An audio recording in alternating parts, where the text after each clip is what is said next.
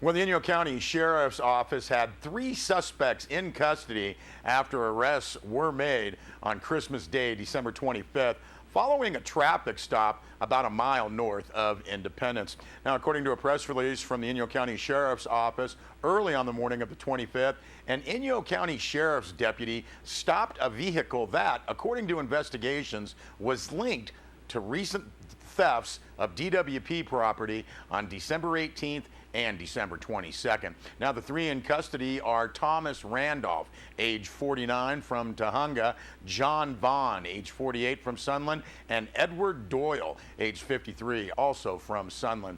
All were being held on conspiracy to commit burglary and 2 charges of grand theft. Bail was set at $10,000 each.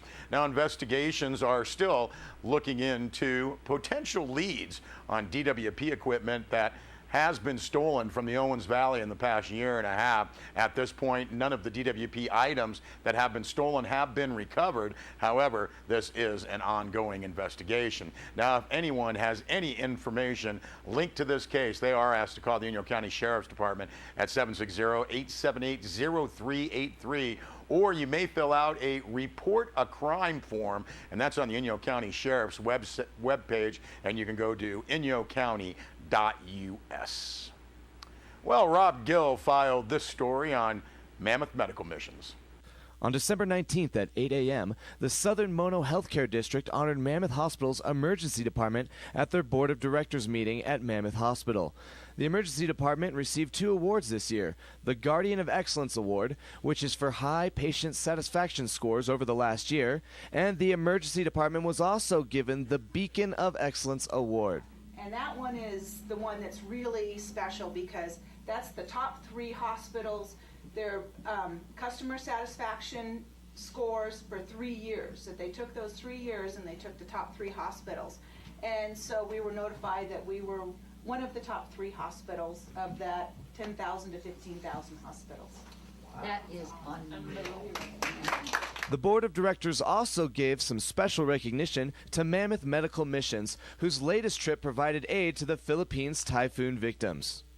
After the ceremony, I sat down with Dr. Mike Karch, who led the team in the Philippines. We are a nonprofit organization dedicated towards humanitarian aid, and we specifically do surgical cases in third world countries. We were set to go to Chiapas, Mexico, and driving from Mammoth to LAX at the time that we heard about the Philippines, and we made a decision among the board members to switch gears and go to the Philippines to aid with the disaster relief in that area. When we landed in the city of Tanawan, we landed on a little beachhead off a helicopter, and we were immediately surrounded with people. And it was a very scary moment because we thought that those people would swarm us. They thought we had food. And we told them immediately that we were there to help them, and they bypassed us and swarmed the helicopter. And the only things in the helicopter at that time were body bags, and so they were literally scrounging for body bags. That was an asset on the ground. It was water, food, and body bags. At that point, we walked about 3 kilometers with maybe 80 to 100 pounds of gear each through rubble and torn electrical lines and things to get to Town Hall, which is where we would set up our field hospital. We performed 157 surgeries, most of them life-saving, over a 4.5-day period. We were in the Philippines approximately 4.5 days doing surgery, another 12 hours destroying what was left of Town Hall and rebuilding it into a hospital, and then probably 1/2 day evacuating out of the area that we were in. We were about 30 kilometers south of Tacloban City, which was, at that point was the only airstrip in the central Philippines that was functioning. And the town that we were in, Tanawan, was about 30 kilometers south of where any foreign aid or domestic aid had ever been. I think we were very well received. In fact, in mass casualty incidents such as this, there's always a reported incidence of crime, and that crime rate actually rises in time after the incident.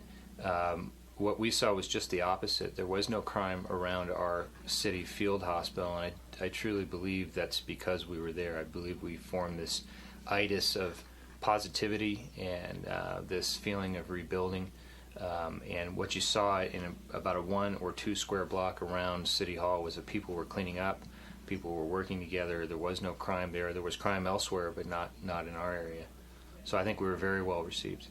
It's always good to come back to the United States, but especially good in this time after seeing and living in those conditions. To come back to what we have in the United States was unbelievable. And to see our family members at Los Angeles Airport was unexpected, but obviously very exciting. Honestly, what sticks out the most is the fact that we have so much here in this country. We were on food rations, we were on water rations, we were living in pouring rain in a structure that had no roof, in filthy conditions. And what sticks out the most is what we have here. And I hope that nobody takes that for granted. And we thank Rob Gill for that. Folks, a celebration of life for Dan Dennis is set for this Saturday. That's January 5th, and that will be at the Crowley Lake Community Center. Dan Dennis, a longtime resident of Crowley Lake and Mammoth Lakes, passed away peacefully, surrounded by family, on Monday, December 9th in Reno. This was following a lifelong struggle with complications of diabetes. Now, born January 4th, 1964 in Hoboken, New Jersey, Dan's family moved to Southern California in 1973, where he attended Loyola High School and Cal State Long Beach. The family moved to Mammoth Lakes in 1981 and relocated to Crowley Lake in 1999, where they presently reside. Now, until earlier this year, when his medical problems prevented him from continuing to work, Dan Dennis was employed by the town of Mammoth Lakes as its senior information systems specialist. Dan Dennis leaves behind his devoted wife, Daphne Mendon of Reno, whom he wed only last September, his mother and father, Marie and Bob Dennis, his older brother, Bob Dennis Jr., and his wife, Laura Cohen, his younger sister, Cindy Dennis, and her husband, Sean Summers, and their son, Lucas. Dan also leaves behind his beloved canine companions, Bertram in Reno and Barron Crowley Lake. And you can see more on the life of Dan Dennis on our website, sierrawave.net. Now, his family asks that anyone who may wish to honor Dan's life make a donation to the Juvenile Diabetes Research Foundation. Dan's family will be hosting a celebration of his life. Again, that's this Saturday, Crowley Lake Community Center, starting at 3 p.m. You need only to bring your happy memories to share with the family and friends of Dan Dennis.